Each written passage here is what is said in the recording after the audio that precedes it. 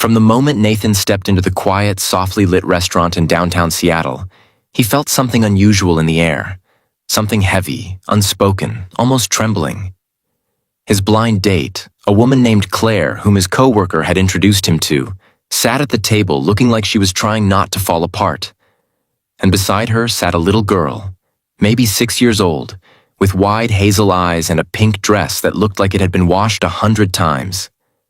Nathan noticed the tension before he even reached the table, and the moment he saw the little girl's empty plate, no crumbs, no utensils touched, he knew something was wrong.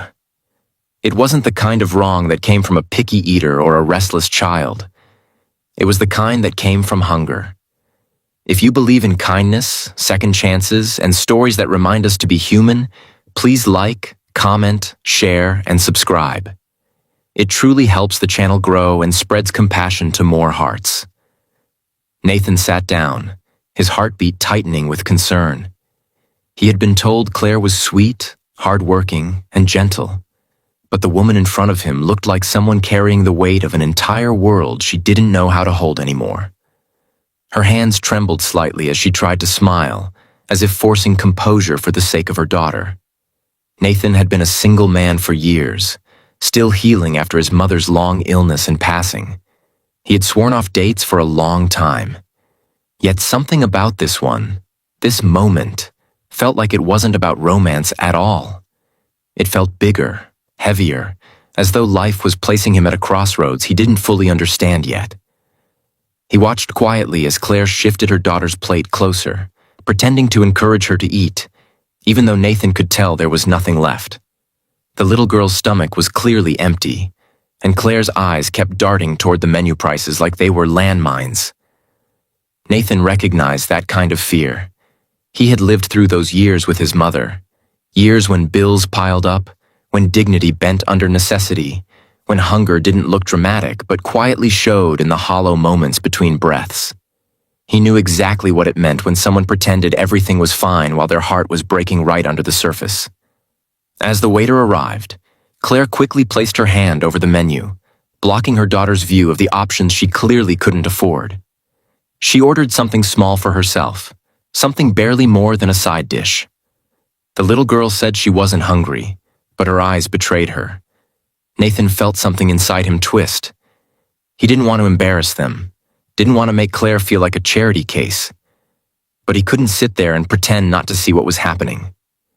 He gently ordered a full meal for the little girl, phrasing it casually. "I heard the kids' pasta is really good here. Maybe we can all try some?" And the relief in Claire's eyes was almost painful to witness. The tension at the table loosened slightly as the food arrived. The little girl, whose name was Hannah, tried to eat slowly, as if afraid someone might take the plate away if she enjoyed it too openly. Claire kept lowering her eyes, maybe from shame or gratitude or both. Nathan didn't know. He only knew that something inside him ached to make her feel safe, even for just an hour. Claire began telling him bits about her life. A single mother for 3 years, working 2 jobs, barely keeping up with rent in a tiny apartment. She hadn't wanted to bring her daughter to the date, but her babysitter canceled last minute, and she had no one else. She apologized again and again, but Nathan didn't mind. In fact, he felt honored. It meant he got to see the truth from the beginning, the raw, unfiltered reality of someone fighting to survive. As Hannah quietly played with a paper napkin, Nathan watched Claire's composure crack a little. She admitted she hadn't been on a date in years because every time she felt ready, life dragged her back down. She said she felt guilty for even being here, guilty for taking a moment for herself when her daughter needed so much. Nathan wanted to reach across the table and tell her she deserved rest, love, softness, but he stayed quiet, letting her speak without pressure. Something shifted when Hannah suddenly looked up at him with innocent honesty and asked, "Are you going to be our friend?" The question hit Nathan like a wave, simple, pure, heartbreaking. Claire froze for a moment, humiliation flashing across her face. But Nathan leaned in and answered softly that he would be honored to be their friend. Hannah smiled shyly, then continued eating, trusting him without needing explanations. And in that moment, Nathan realized the truth. This wasn't a blind date. This was a cry for help that life had brought directly to his table. The night went on gently. When the bill came, Nathan paid without hesitation, pretending it was the restaurant's policy for first-time reservations. Claire tried to object, but he brushed it off kindly, not wanting her to feel indebted. As they walked outside, the air was turning cool and the city lights shimmered across the street like quiet reminders that even in darkness, some things still shine. Claire held her daughter's hand so tightly it looked like she feared losing her. Nathan walked beside them slowly, not wanting the moment to end so abruptly. He asked if she needed a ride home, and though she hesitated, she finally nodded, giving in to exhaustion and trust. Driving them home revealed even more truth. Their apartment building was old, worn down, tucked behind a supermarket and far from the safer neighborhoods. She apologized again for the state of her life, but Nathan gently told her that survival was nothing to apologize for. When Hannah fell asleep in the back seat, Claire's strength finally cracked.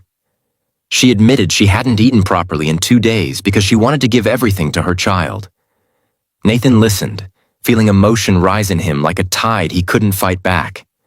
When he helped carry the sleeping child into the apartment, Claire whispered "thank you" in a trembling voice that sounded like it came straight from the part of her heart that she had kept locked away. Nathan didn't linger. He didn't make promises he couldn't keep. But he did place a grocery bag he had secretly bought earlier on her doorstep, a small act of kindness meant to give her one night of peace. As he drove away, he realized something had changed inside him. He didn't want this to be the last time he saw them.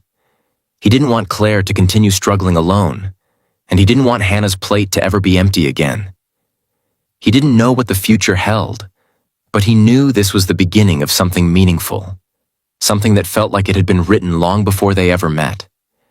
If this story touched your heart even a little, please like the video, subscribe, and share it with someone who believes in kindness. Before the story ends, please comment below. Would you have helped Claire if you were in Nathan's place? And so, on a quiet night in Seattle, one blind date that wasn't supposed to matter ended up becoming a turning point. For a lonely man, a struggling mother, and a little girl whose empty plate finally found someone to fill it.